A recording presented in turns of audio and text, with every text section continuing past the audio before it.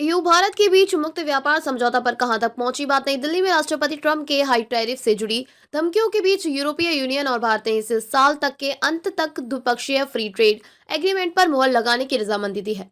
PM Modi और यूरोपीय आयोग की अध्यक्ष उर्सुला वॉन डेर लेयन ने इसे अंतिम रूप देने के निर्देश दिए।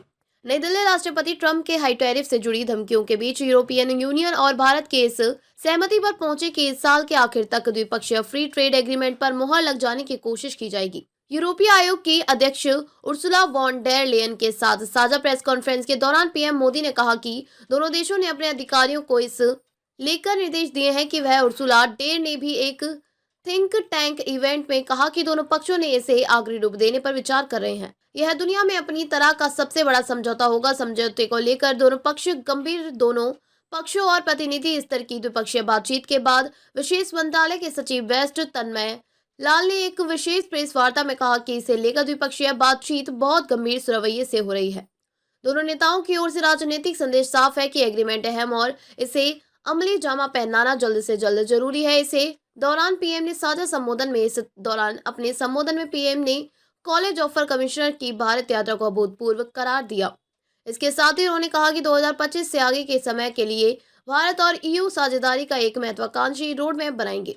पीएम ने कहा कि यह एक ऑर्गेनिक साझेदारी है, डिफेंस और सिक्योरिटी में भी करीबी। इसके साथ ही भारत ईयू भारत पश्चिम एशिया यूरोप आर्थिक गलियारे के लिए ठोस कदम उठाए जाने को लेकर भी सहमत हुए हैं। दोनों पक्ष डिफेंस और सिक्योरिटी के सेक्टर में भी और नजदीक आए हैं।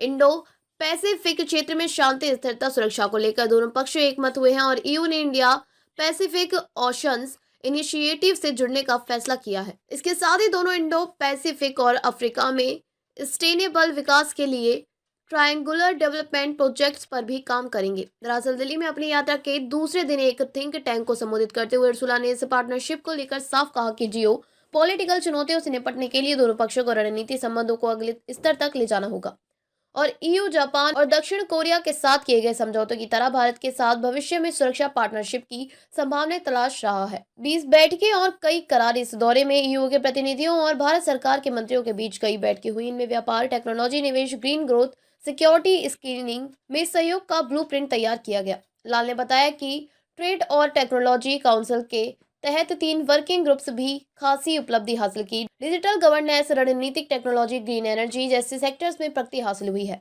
Semi conductor ecosystem, high performance community 6G GPI पर जोर दिया गया है। इसके तहत electric vehicle, green renewable hydrogen में सहयोग को लेकर आगे बढ़े हैं। इस दिशा में आगे बढ़ते हुए सेमीकंडक्टर इकोसिस्टम के एक करार को हरी झंडी दिखाई गई है। वहीं भारत 6G अलायंस और EU 6G स्मार्ट नेटवर्क के बीच भी एक करार पर हस्ताक्षर हुए हैं।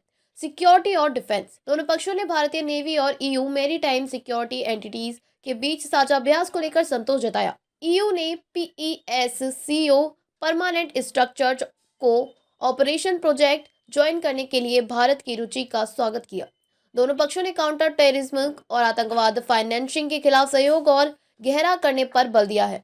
इसके अलावा दीर्घकालिक वीजा स्कीम्स और मोबिलिटी और माइग्रेन के मैकेनिज्म की मजबूती पर बात हुई है। यूक्रेन और मिडल ईस्ट के हालत पर भी चर्चा। दोनों पक्षों ने यूक्रेन में ऐसी स्थायी शांति की वकालत की जो अंतर्राष्ट्रीय कानूनों और UN चार्टर के तहत अनुकूल हो।